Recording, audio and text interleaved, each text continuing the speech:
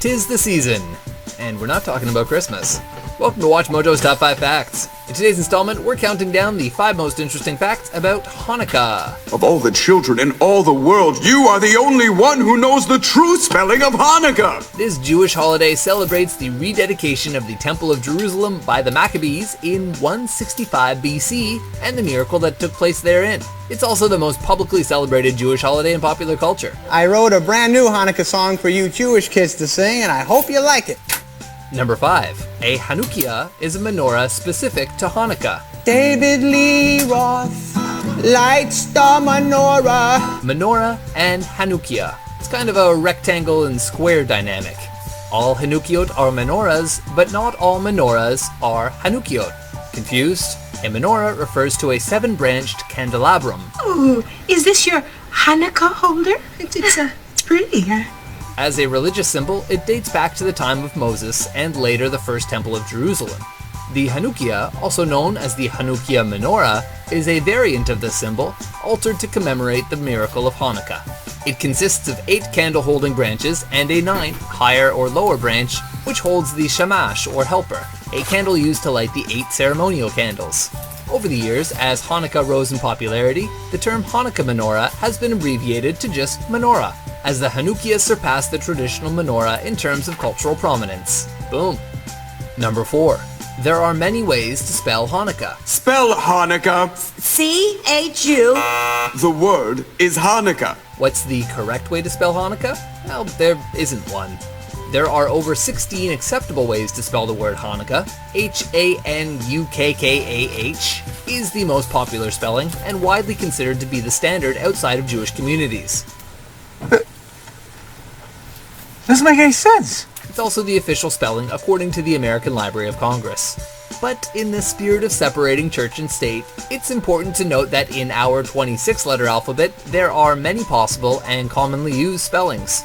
Some examples include Hanukkah with 1 N, Hanukkah with 2 N's, Hanukkah with 2 K's, and Hanukkah with a CH and 1 K.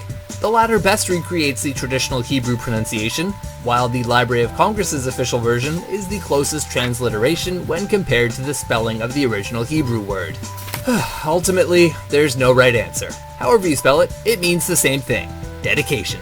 That's dedication. Number 3. Olive oil is an important part of the celebration. Nowadays, a whopping 44 candles are used to fuel the flames of the Hanukah, but traditionally, menorahs were lit with the purest olive oil, a tradition central to the Hanukkah miracle. In order to purify the temple, the Maccabees needed to keep the sacred menorah burning. Despite only having enough oil for 1 night, it burned for 8. Using oil may have fallen out of fashion in recent years, but it's still crucial to the holiday. In fact, you can literally taste it in all the delicious food. Traditional Hanukkah fare is all about the oil: latkes, sufganiyot, which is a type of jelly donut, and much more. In Israel alone, it's estimated that some 17 to 24 million sufganiyot are consumed each year during Hanukkah. When the bottom is brown, flip them over to the other side. Number 2. It's actually a minor holiday. What? It's not a big deal. From a religious standpoint, Hanukkah is a relatively minor occasion on the Hebrew calendar, especially compared to holidays set aside as days of rest by the Torah, like Rosh Hashanah, Passover, and Yom Kippur. Nonetheless, Hanukkah has arguably become the most recognizable Jewish holiday. Its religious significance has remained the same, but since the 19th century, its cultural significance, especially amongst American Jewish families, has grown exponentially. It's now often treated as the Jewish equivalent of Christmas. But when you feel like the only kid in town without a Christmas tree, here's a list of people who are Jewish, just like you and me. While that's a gross oversimplification, its position in the Western holiday season has certainly influenced its cultural evolution. You know what holiday is coming up, don't you? Christmas. Yep. And you know what other holiday is coming up? Christmas Eve. Traditionally, Jewish children received small sums of money, or gelt, over holiday to encourage their Torah studies. Nowadays, children usually receive a variety of presents, more in line with modern Christmas gift-giving practices. I'm the holiday armadillo! Number 1. The dreidel, a toy and a tool of resistance. Before the Maccabees took back the temple, the Jewish people were persecuted in the region. King Antiochus IV had passed various laws prohibiting a great number of Jewish practices. Unable to observe their faith in public, the Jewish people began to study the Torah in secret. They would congregate whenever possible in small groups to discuss and learn. If and when soldiers came to investigate, they would pull out the dreidels they kept close at hand and pretend to have been playing games. The dreidel was the perfect tool to help them in their covert fight for their right to practice their faith.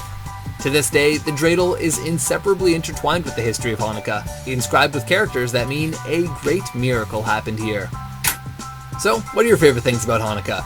For more delicious deep-fried top 10s and misspelled top 5s, be sure to subscribe to WatchMojo.com. Put on your yarmulke, here comes Hanukkah. So much Hanukkah to celebrate Hanukkah.